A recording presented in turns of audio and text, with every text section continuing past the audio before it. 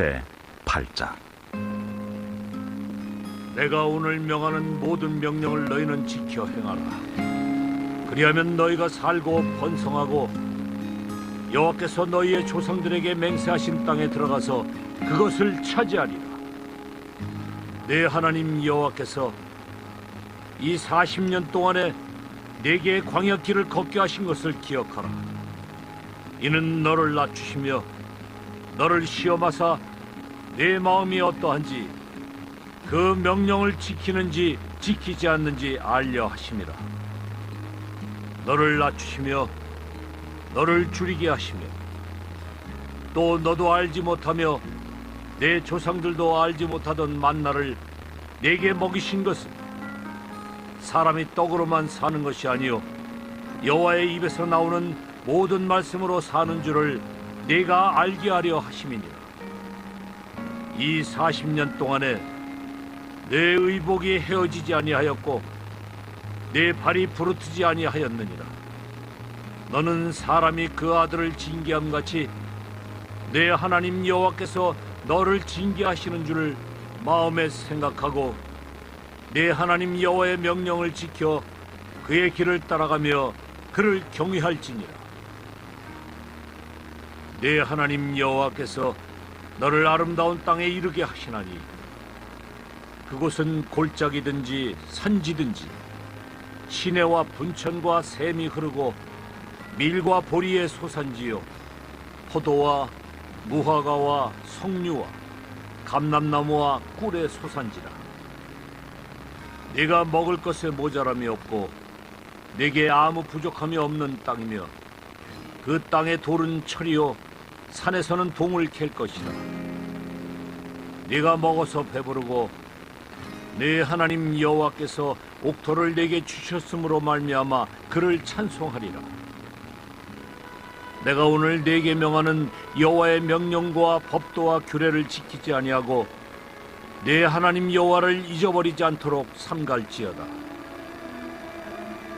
네가 먹어서 배부르고 아름다운 집을 짓고 거주하게 되며 또 내 소와 양이 번성하며 내 은금이 증식되며 내 소유가 다 풍부하게 될 때에 내 마음이 교만하여 내 하나님 여호와를 잊어버릴까 염려하노라. 여호와는 너를 애굽 땅 종되었던 집에서 이끌어내시고 너를 인도하여 그 광대하고 위험한 광야 곧 불뱀과 전갈이 있고 물이 없는 간조한 땅을 지나게 하셨으며 또 너를 위하여 단단한 반석에서 물을 내셨으며 내 조상들도 알지 못하던 만나를 광야에서 네게 먹이셨나니 이는 다 너를 낮추시며 너를 시험하사 마침내 네게 복을 주려 하심이었느니라. 그러나 네가 마음에 이르기를 내 능력과 내 손의 힘으로 내가 이 재물을 얻었다 말할 것이라. 내 하나님 여호와를 기억하라. 그가 네게 재물 얻을 능력을 주셨습니다. 이같이 하심은 내 조상들에게 맹세하신 언약을 오늘과 같이 이루려 하심이니라. 네가 만일 내 하나님 여호와를 잊어버리고 다른 신들을 따라 그들을 섬기며 그들에게 절하면 내가 너희에게 증거하노니 너희가 반드시 멸망할 것이다. 여호와께서 너희 앞에서 멸망시키신 민족들 같이 너희도 멸망하리니 이는 너희가 너희의 하나님 여호와의 소리를 청종하지 아니함이니라. 아멘. 사도신경으로 신앙 고백하겠습니다. 나는 전능하신 아버지 하나님 천지의 창조주를 믿습니다. 나는 그의 유일하신 아들 우리 주 예수 그리스도를 믿습니다. 그는 성령으로 잉태되어 동정녀 마리아에게서 나시고 본디오 빌라도에게 고난을 받아 십자가에 못 박혀 죽으시고 장사된 지 사흘 만에 죽은 자 가운데서 다시 살아나셨으며 하늘에 오르시어 전능하신 아버지 하나님 우편에 앉아 계시다가 거기로부터 살아있는 자와 죽은 자를 심판하러 오십니다. 나는 성령을 믿으며 거룩한 공교회와 성도의 교제와 죄를 용서받는 것과 몸의 부활과 영생을 믿습니다. 아멘. 다 함께 찬송가 272장 찬양하겠습니다. 찬송가 272장입니다. 고통의 멍에 벗으려고 예수께로 나갑니다. 자유와 기쁨 베푸시는 주께로 갑니다.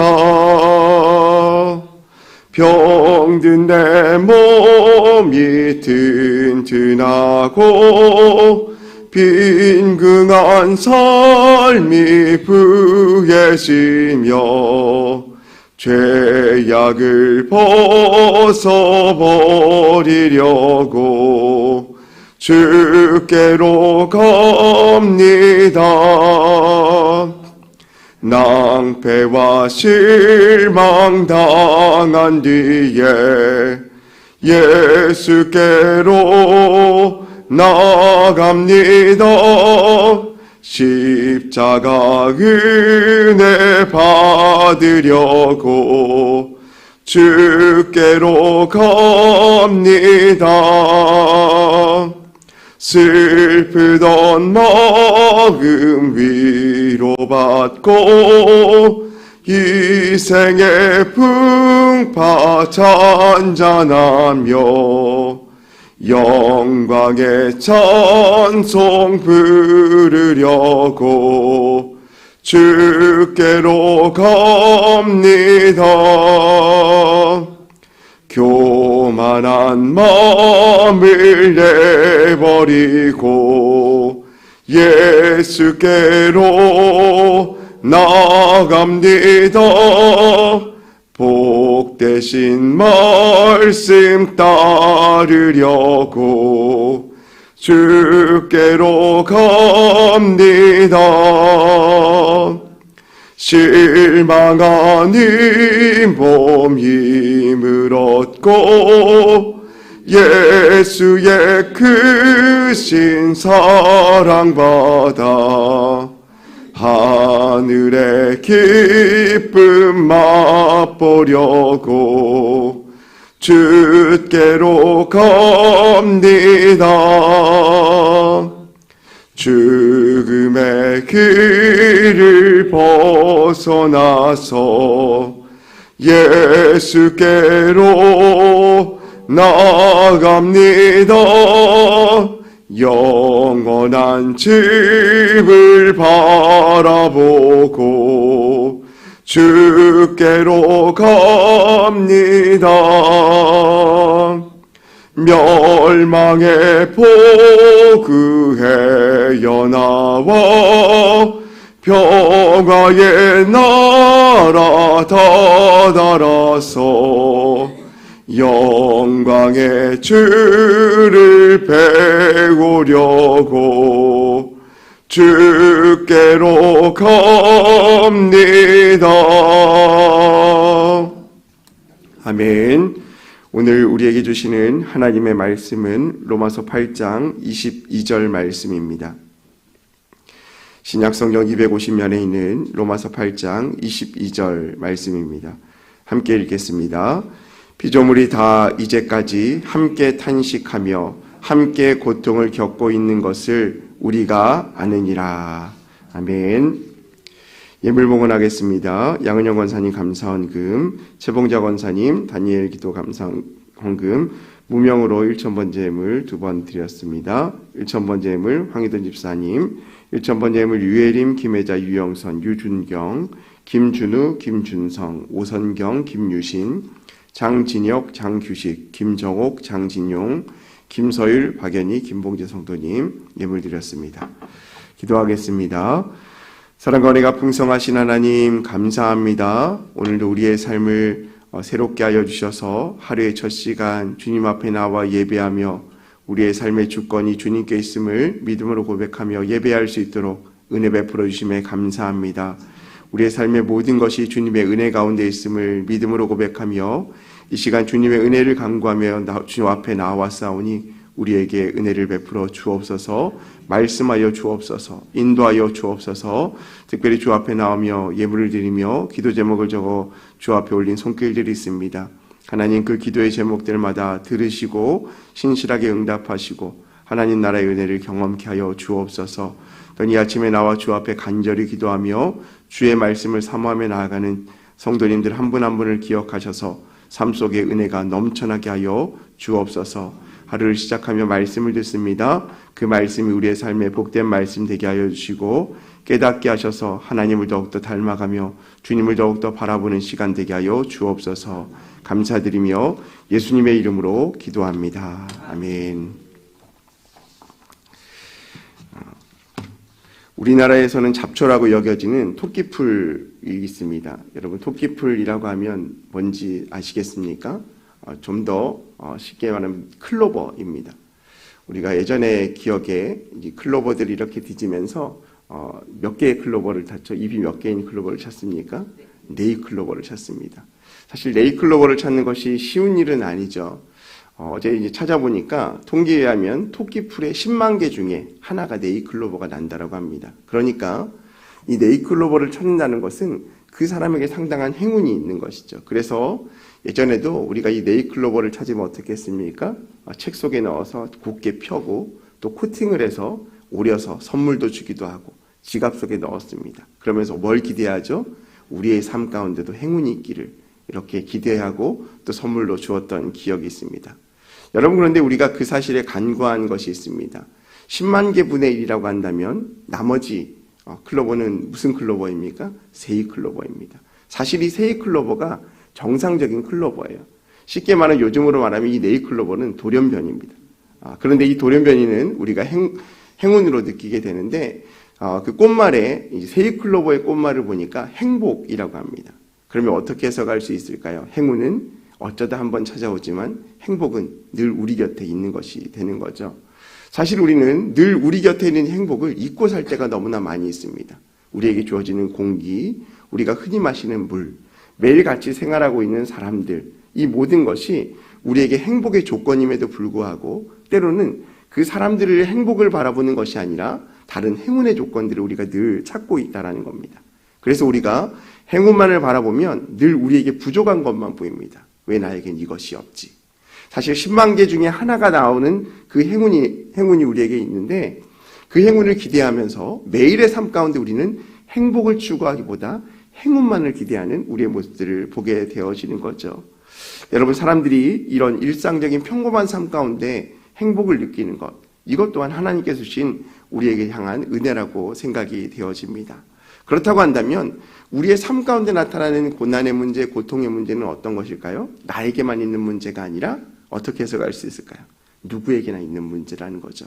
특별히 어제 지난번 말씀 가운데 18절 말씀에는 이런 말씀이 있습니다. 생각하건대 현재의 고난은 장차 우리에게 나타날 영광과 비교할 수 없도다. 이 말은 우리에게 믿음의 사람들에게도 고난의 문제, 고통의 문제가 있지만 장차 우리에게 나타날 그 영광의 문제와 비교하면 비교할 수 없는 거라는 거예요. 그러니까 고난의 문제, 고통의 문제는 믿음의 사람들이 받는 영광의 문제에 비교하면 아무것도 아니라는 거죠. 특히 오늘 말씀에도 비슷한 구절인데요. 22절 오늘 말씀을 보면 이렇게 말씀합니다. 피조물이 다 이제까지 함께 탄식하며 함께 고통을 겪고 있는 것을 우리가 아느니라. 영적인 그리스도인들만 고통을 겪는 것이 아니라 피조세계, 하나님이 창조하신 피조세계 모두가 고통당하고 있음을 말씀하고 있습니다. 여러분, 그러면 인간의 타락, 인간의 고통은 아담으로부터 시작되었다라고 우리는 알고 있습니다. 그러면 하나님께서 창조하신 이 피조세계의 고통은 무엇으로 설명할 수 있을까요? 사실 우리는 피조세계의 고통에서 공감하기 어렵습니다. 좀 쉽게 말하면 환경오염, 그리고 대기오염, 우리가 요즘은 피부로 좀 느낄 수 있지만 또 자연의 재해들, 이런 것들도 피조세계의 고난과 고통이라고 할 수 있겠죠. 사실 이 모든 것은 인간의 죄로 인한 타락으로부터 나타난 결과입니다.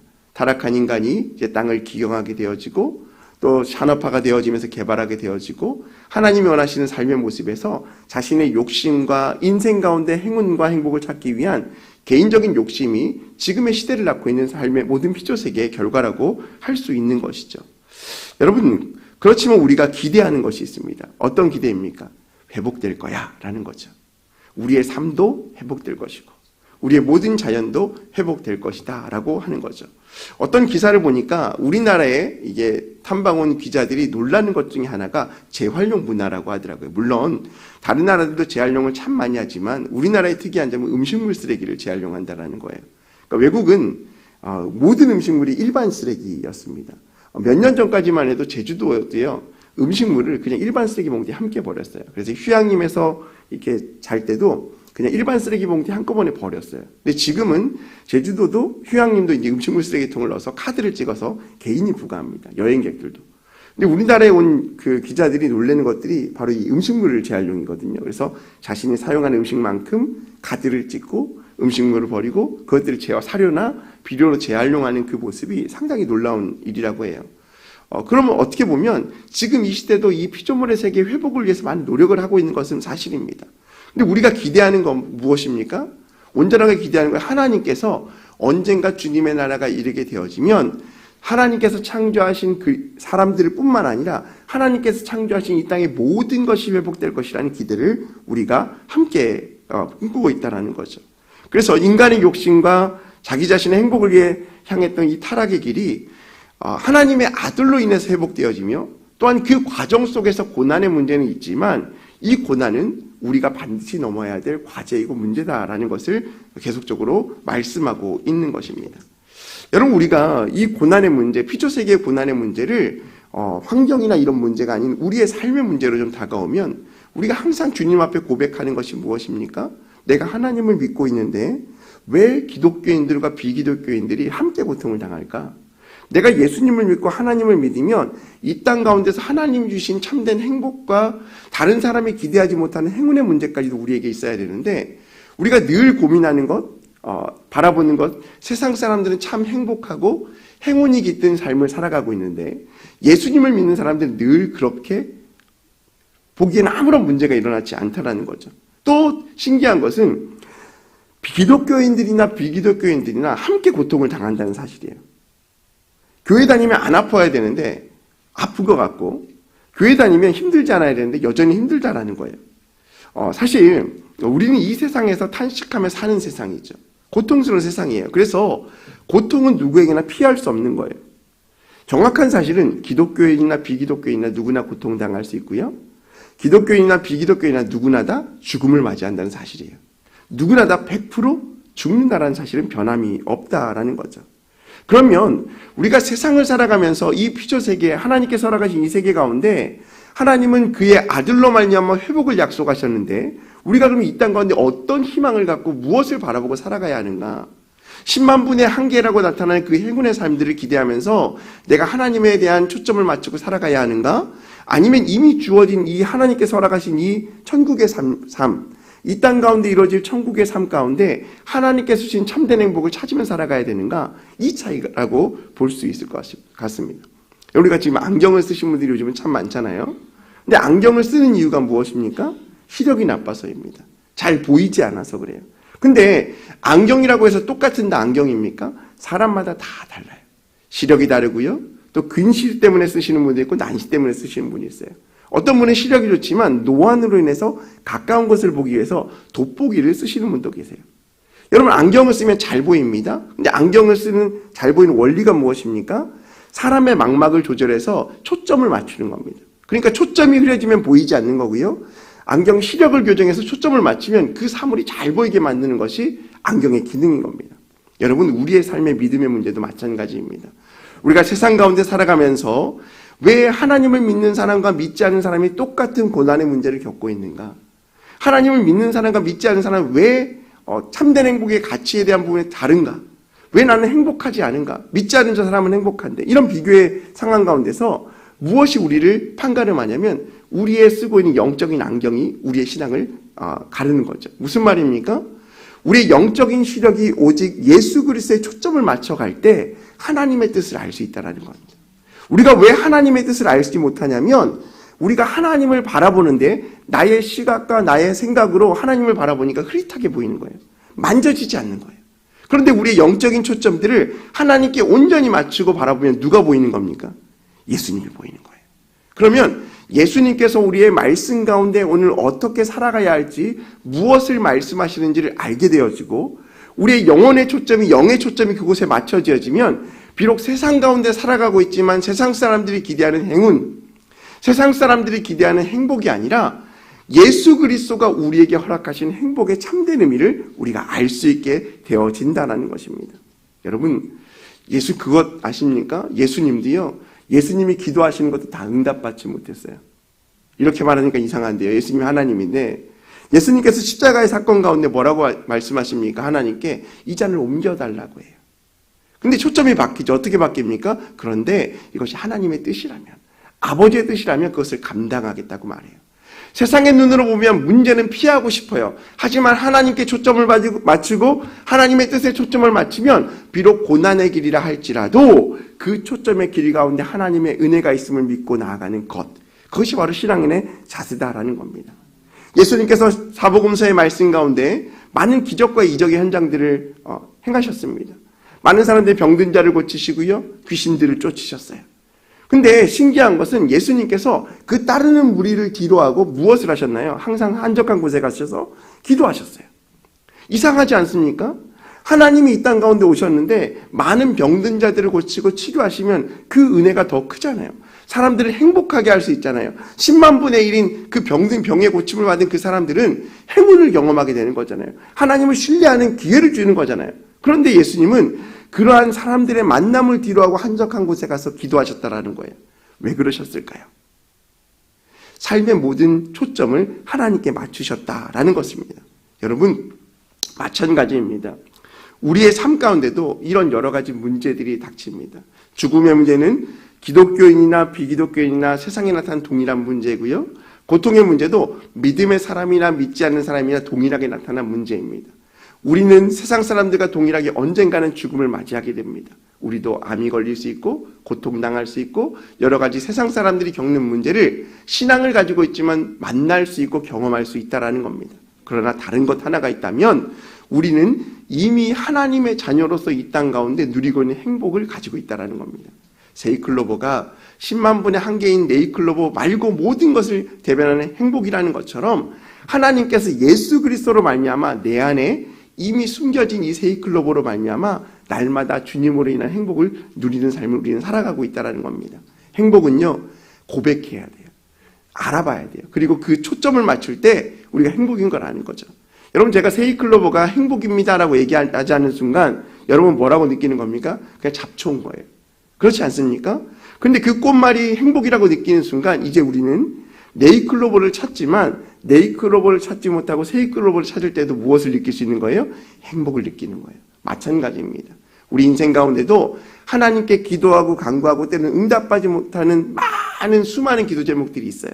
하지만 그 가운데도 이 땅 가운데 내가 고통받는 것 같이 느껴진다 할지라도 분명한 것은 하나님께서 우리 인생을 통하여 참된 행복을 지금도 나와 함께 진행하고 계시다는 그 사실을 우리가 함께 기억했으면 좋겠습니다. 오늘도 우리는 하나님께 초점을 맞추는 신앙, 이미 주어진 그 상황 가운데 고난의 문제, 고통의 문제, 오늘 말씀 가운데 피조세계까지 고난의 문제 가운데 힘들어하고 있다는 그 상황 가운데 누구나 다 힘들 수 있다는 사실들을 기억하고 이 상황 가운데서 나의 힘 되시고 나의 진리 되시고 나의 모든 것 되신 하나님께서 이미 내 안에 계셔서 오늘 힘들어하고 있는 나의 삶 가운데 나의 동반자 되어주시고 나의 위로자 되어주시고 나의 모든 것 되어주신다는 사실들을 기억하고 주님과 동행하며 승리할 수 있는 오늘 하루의 삶 되시기를 주님의 이름으로 소망합니다. 우리 시간 함께 기도하겠습니다. 금주의 기도 제목 가지고 기도합니다. 빛만 따라가게 살게 하소서. 홀리클럽의 은혜를 더하소서. 빛 대신 예수 그리스도를 따라가며 하나님께서 원하시는 삶을 살아가는 우리 인생 되기 원합니다. 또 매일의 경건의 삶인 홀리클럽을 통하여서 하나님의 마음을 알고 예수 그리스도를 닮아가는 우리 인생 되기 원합니다. 또한 오늘 개인의 기도 제목 가지고 기도해 주시고 오늘 특별히 담임 목사님 오늘부터 내일까지 덕산으로 목회자 세미나를 훌타하십니다.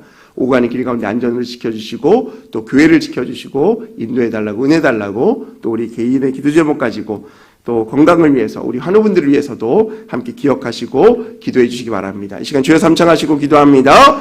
주여 주여 주여 할렐루야. 사랑과 은혜가 풍성하신 하나님 아버지 감사합니다. 하나님께서 우리의 삶을 지키시고 인도하여 주시며 믿음의 길로 이끌어 주시고